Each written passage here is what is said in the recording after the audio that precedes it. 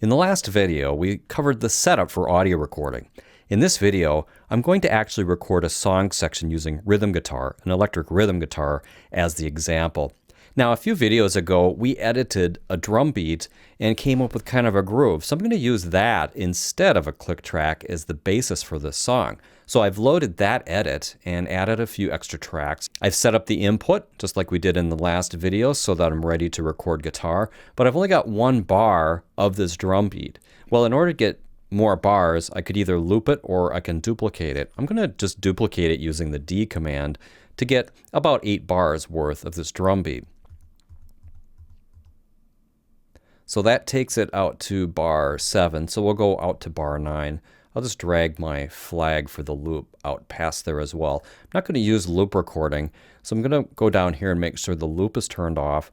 The click track is also turned off because I'm going to use the drum beat as the reference rather than the click track. And I'll zoom out slightly, just use the up arrow for that.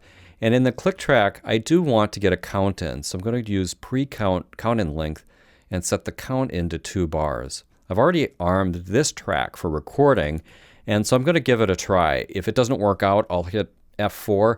Instead of hitting F4, you can also hit down here. The abort is also available down here while you're in the record mode, as you probably saw in the previous video, though I didn't mention it. So I'm going to make sure I'm rewound to the beginning. You can use the home key for that. I also have that mapped to W to make it easy to do it all with my left hand.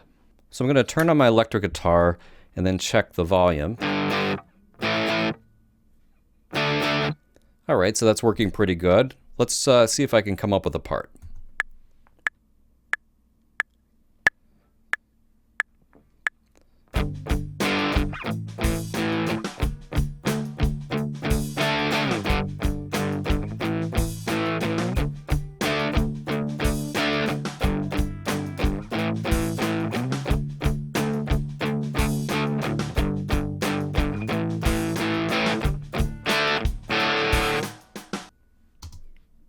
All right, that worked pretty well.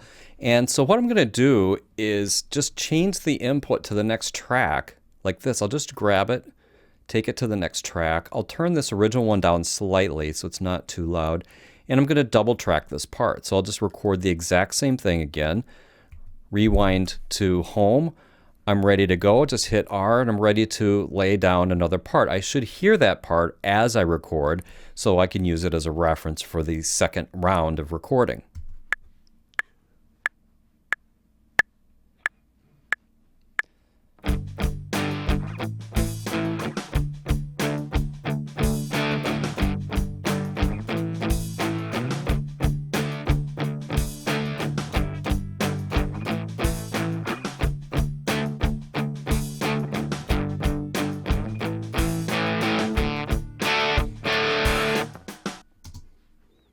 All right, so I've got 2 similar parts. Let me just expand this slightly.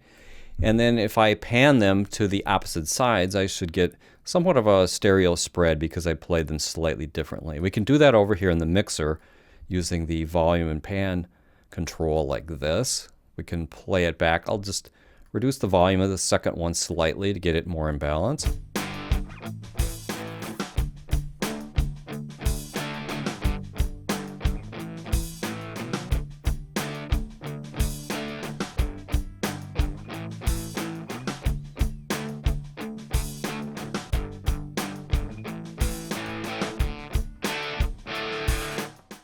All right, so that worked pretty well. That's an example of doing a recording and an overdub. In the next video, we're going to add bass to this and start to build up the song section. Thanks for watching.